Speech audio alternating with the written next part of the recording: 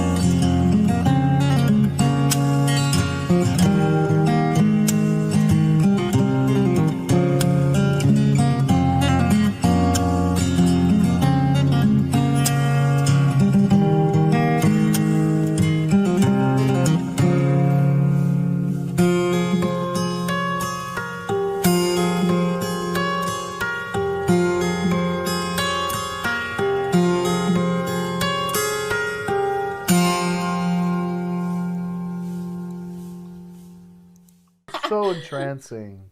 Gave off kind of maybe it was because of the chord progression. Well, I felt that it felt like it gave off kind of, I want to say like Renaissance-y vibes. Yeah, but again, it's probably because of the chord progression. And then I also felt like I was riding off into the sunset when I was listening to it. In this way, as opposed to the other version where it was just like, I don't know, it was more poppy. I like this version better. It was so like just full sounding, like the reverb was like, yeah, and it was just like the sound of it was so nice. I'm pretty sure he had a 6-string tuned down because he was getting that root on the 6th string and then the 5th on the next string up. You know, and guitar strings are 4th apart. Yeah. So I'm pretty sure he was doing like a drop D with a capo kind of thing. That's what I would call it anyway. And then it gave a really nice progression. But did you hear again? It had that 6/5 thing again. It did. And it had that 6 flat 7 thing too. Those are just really, really, really popular cadences, you know. AKA the power metal progression, or the Iron Maiden, or any of those number of those metal bands. Yeah, I mean, anytime you have a half step change in music, it sounds like weird because it's the smallest amount that you can change, but it has the biggest impact on the sound, period. Just hands down. And like when you really listen to all the different intervals, the only two that can even approach that level of dissonance are the tritone and the major 7th, or like, up the octave like a flat 9th, which is the same thing, up an octave. You know what I'm saying? So it's like you have these half-step-y intervals, and it's just really cool to have chord changes over them. They sound good. Or to avoid the chord change and go flat 6, flat 7, 1. You know what I mean? Going up in whole steps is another way to go around and get back to that 1. But anyway, music theory aside, I just love how he just makes it just sound so full. Like it was missing nothing, and it still built beautifully. Like he didn't start off with the snare tap on the thumb at first, right? At first, he just randomly did that little tap to make the one little percussion sound at like maybe the 11th fret or something, or 12th fret. I'm not sure exactly where it was. And then he started incorporating that into his melody / percussion. A lot of the times, the chords that he does, he'll play the chord on 1 with the bass. Then he might be maintaining the rhythm of the bass while he plays the melody. But the rest of those middle chord notes, he's just playing once at the beginning of that measure or that chord. And then the rest of it is the bass keeping the groove, the percussion, and the melody. I'm not trying to say it's easy or I can do it, okay? I'm just saying I've done enough Alip Ba Ta videos now that I've really gotten the analysis down to where, okay, I can see how he's doing all these different things at the same time. Not that I can actually comprehend the physical movement that it would take for me to actually do it. You know what I'm saying? But as another player, you know what I mean? I can at least understand how he got to that place, if that makes sense. Yeah. He was amazing, and I loved how he even added like that accordion part in there, like you can hear it in there. Mm-hmm. It was just really like awesome. I don't know if I would change anything about that. I mean, it was just really, really good. He did just the right amount of melodic embellishment. He did, yeah. Not too much. Yeah. He didn't overdo it and make it sound like he's showing off. He just did just the right amount to make it feel like a guitar rendition by a pro. Yeah. This is what it felt like. It had class. He didn't overplay.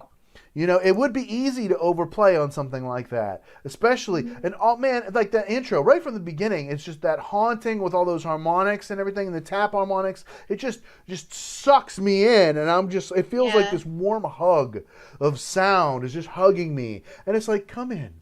Listen. Come in and listen. It's nice here. Mm-hmm. Pretty awesome. Yeah, I mean, his playing is always cool. This particular piece, I was curious to hear, like I mentioned before, how much I would, kind of reminisce or whatever. And I was noticing the different parts he was playing and stuff like that. And as I was listening to it, I found myself not really paying attention to the melody for whatever reason. I was more responding to the general groove and rhythm of his playing. And usually it's, when I hear Alip play, it's usually the opposite of that, or I shouldn't say opposite. It's usually in a converse point, more towards the melody, like, oh, I'm following the melody, where in the original song or whatever, I would not, and that's kind of interesting. I always, like to mention that as a solo fingerstyle guitar player, to make people move or groove is extremely tough. I mean, unless you're just, using your guitar body like a cajon or something.